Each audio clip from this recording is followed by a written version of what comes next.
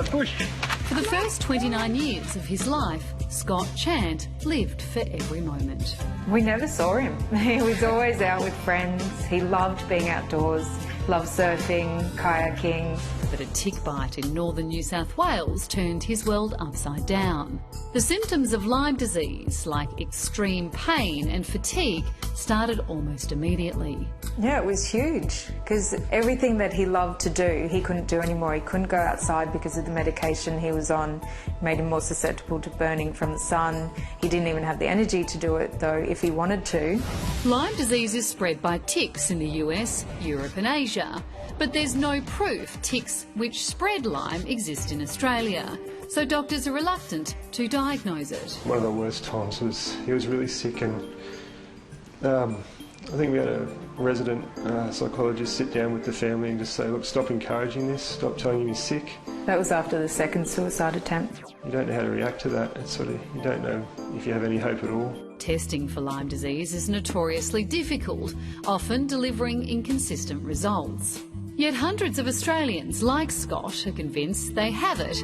And last year, a Senate inquiry was established to find out if Australian knowledge is outdated. These people deserve an answer.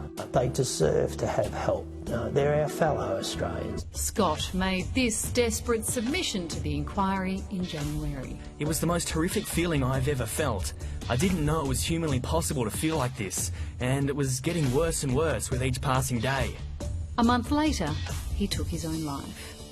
Now the future of the inquiry is unclear because the senators who'd been driving it have been voted out. Some people present in hospital with terrible illness as soon as they say, I believe I've got Lyme or Lyme-like illness. They're ridiculed, they're denigrated, they're vilified, they're treated, worse than a dog with mange. 11 years ago, Mel Pyme made her living as a fire dancer.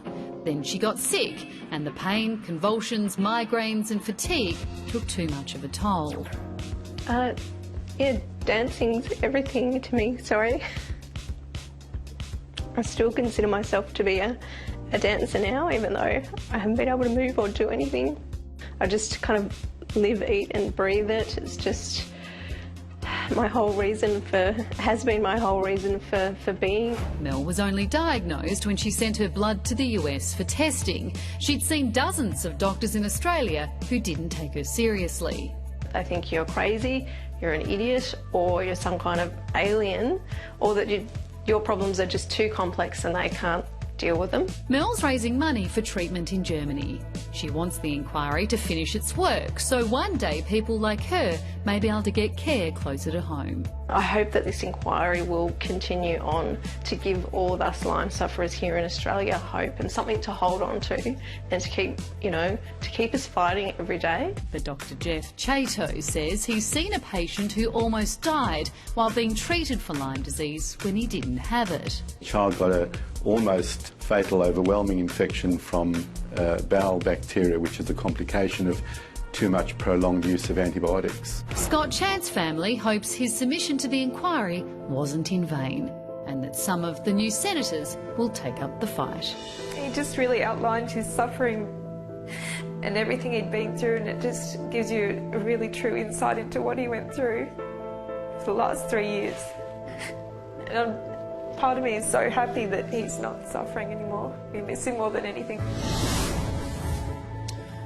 Now, the current position of the Australian Health Department is that there's no conclusive evidence of the organism, the Lyme organism, existing in Australia, and so that's what leads to problems diagnosing it. So what it's tried to do is recommend a number of research projects so that they can try to get to the bottom of this. In the meantime, of course, the suffering of these people, whatever is causing it... you don't have what you think you have, and it's all in your head. And yeah, but whatever the clinical arguments about this are, and what the doctor said at the end there is actually really important, because the argument doctors will always put is, if we have no evidence this exists and we treat it as though it is Lyme disease, we cause huge damage, cause huge harm.